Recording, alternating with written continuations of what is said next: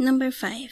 Bulgasari. It is an iron-eating monster. It can also destroy nightmares and smallpox. As most myths and legends, they tend to be changed and would vary from one place to the other. But what remains of the description of its looks is that it has a bear-like body and a nose of an elephant. This somewhat reminds me of the Japanese Baku because of the nose and nightmare-destroying trait.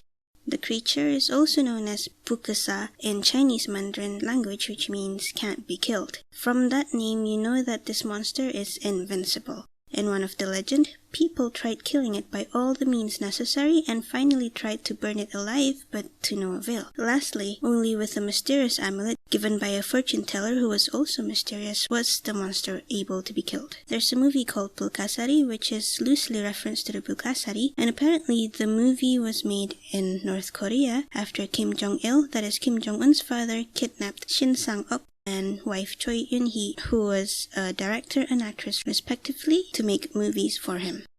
Number 4. Chollima, also known as Sunlima, which means a 1,000-mile horse. This is just like the Pegasus where the horse has wings.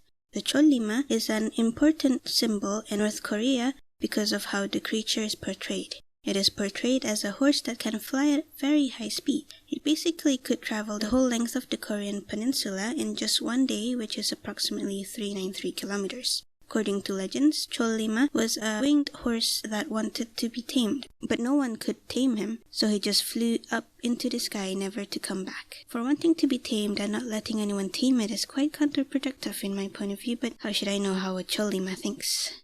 Number 3. Gumiho.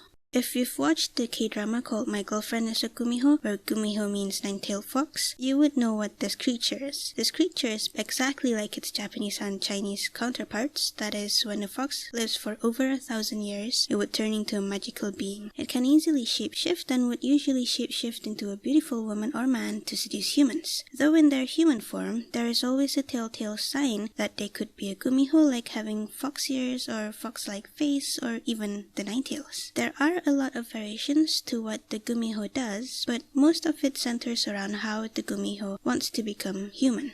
Some tales say they need to abstain from eating or killing anything for 100 days, some say 1,000 days, and others say they have to eat 1,000 men's livers or hearts over a period of 1,000 years just to become human. Number 2.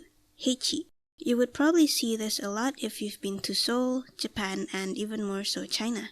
But this is the symbolic icon of Seoul. The creature looks like a lion with horns on its forehead. It wears a bell on its neck and the body is covered with scales. The Haechi is known to be a sort of protector from bad omen and natural disasters, so most of the statues you'd find in Seoul would have a deeper meaning to it rather than just a decoration, almost like the gargoyle statues found on top of buildings. But apparently, other than protecting from natural disasters, they are known to eat children as well.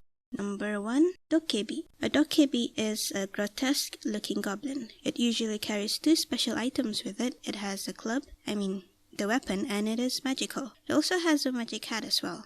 Now, the club acts like a magic wand, but all it can do is conjure objects out of thin air. Though apparently it can't create things, it can only summon existing things. Now, the hat they have is also magical. It can make one become invisible just like the Cloak of Invisibility in Harry Potter. There are a few different kinds of Dokkaebis, and people have divided them according to their appearance.